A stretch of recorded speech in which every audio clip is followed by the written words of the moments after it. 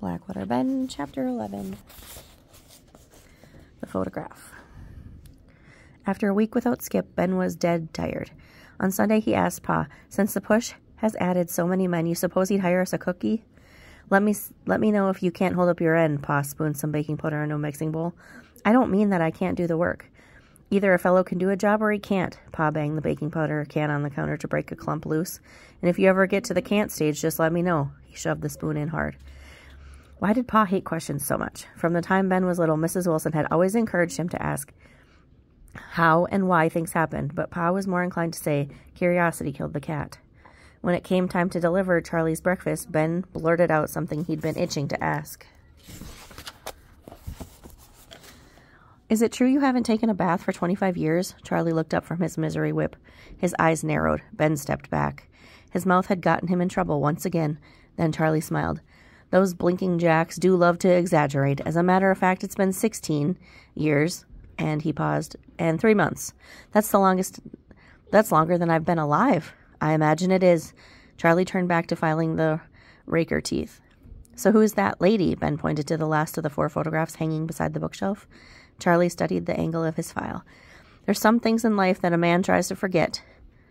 "It was wrong of me to pry," Ben said. "As a matter of fact," Charlie said, "that picture is one reason why I turned against bathtubs." Ben studied the photograph. The young woman's black curls were combed to the side. Though her mouth was small and serious, her dark eyes seemed to be laughing at something. Those eyes felt familiar. "I met Miss Lucinda on the first day I arrived in Grand Rapids." Charlie set down his file. "I was at the depot waiting to change trains. I had a one-way ticket to a town called Pembina. That morning, I asked the station master in Duluth what place in Minnesota was the farthest from everywhere. Since I had time to kill in Grand Rapids, I walked down to the bank of the Mississippi. I'll never forget how bright and blue it was that day. After a winter of coal smoke and fog in England, I kept admiring the sky. But why do you ever leave England after you fancy the Oxford education?" "It was all on account of a lady." Ben looked back at the photograph. "No, not her," Charlie said. "She enters the picture later." Ben stuck his head out the door. Pa stood in the cook shack steps. "You know your holiday don't start until after we get things cleaned up." "Sorry, Pa," he said, bollocking mad. "Best get moving," Charlie said. Though Pa's idea of a holiday wasn't much, he did allow Ben a couple of free hours on Sunday afternoons.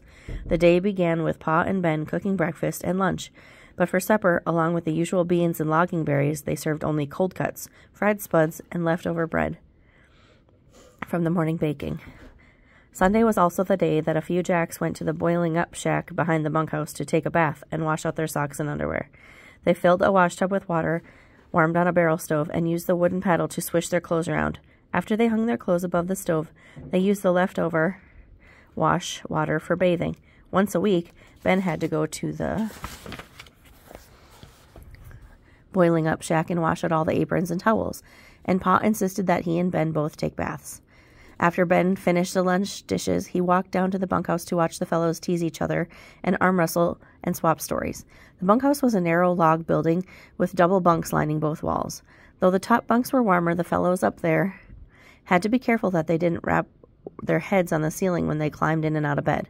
When Ben opened the door, he was surprised at the quiet. Normally someone shouted, "Hey, Cookie," or yelled about the draft, but everyone was clustered around the stove in the middle of the room.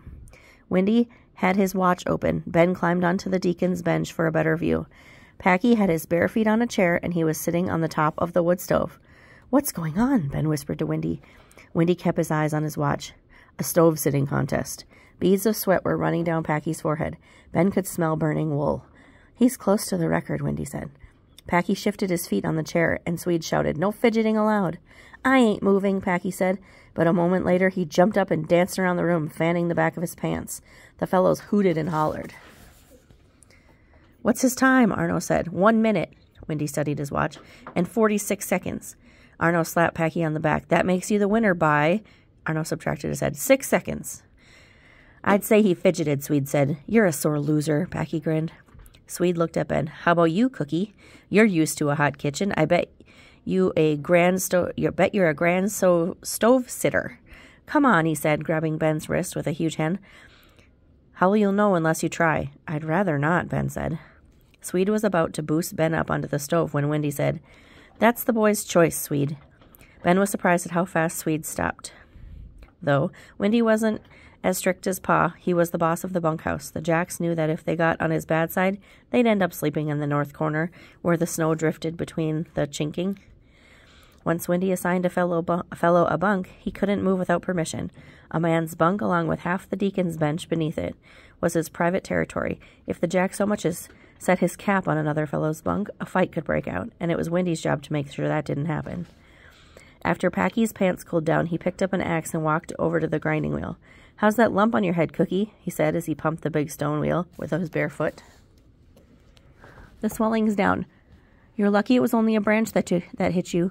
I'll say," added Jiggers, who was whittling by the stove, "that pine could have flattened you to a flapjack." When Packy finished, he held up the axe for Ben.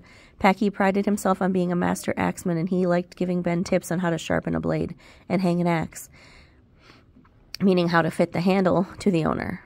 "How's that for an edge?" Packy asked. The steel gleamed in the light from the skylight vent. He pulled a wooden match out of his pocket and shaved off slivers, counting 1, 2, 3, 4, as the shavings curled and fell. Swede, who'd taken a seat at the card table, said, "That Cookie has got way too much talent to waste his time on axe sharpening. He should become a jockey and train old Dan.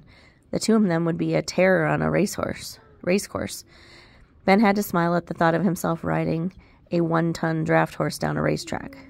Windy said, "When I first saw that bump on your head, I thought maybe an agricloper had cracked you." "What's an agricloper?" Ben asked. "You know what a widowmaker is, don't you?" Ben nodded. Everyone knew what a widowmaker. Dead branches that fell out of the trees and killed or injured loggers.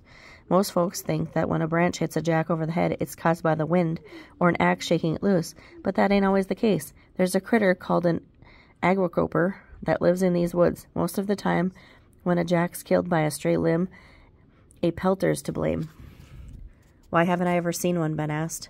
"They're real secretive. They live in hollow trees and feed mainly on hoot owls and woodpeckers. The only fellows I know who sighted one was old Peterson. He was working with Ole off the Rat Tooth Trail in the fall of 1889. He was walking back from the cut when a branch knocked him flat." "How do you know an agricloper did it?" Jiggers interrupted. "I'll get to that, if you hold your breath long enough for me to finish," Packy said. "Luckily the branch that critter flung on him was rotten, and it shattered on top his head. Ole was groggy, but he looked up in time to see the agricloper leaping through the treetops like a wild monkey. He said the critter was an ape-faced animal with big muscles and a hairy 6-foot-long arms. Those arms helped him swing through the trees so fast that it was a blur. That's why none of us have ever seen one." Ole figured that Pelter was strong enough to hit a Jack's cap at 50 paces. Ben smiled at the tall tale, but as the men turned back to their card game and the north wind howled over the stovepipe, he couldn't help wondering if there might be a hint of truth to Packy's story. With the miles of wild timber in the north, who's to say that some sort of creature might be lurking beyond the reach of the tote roads?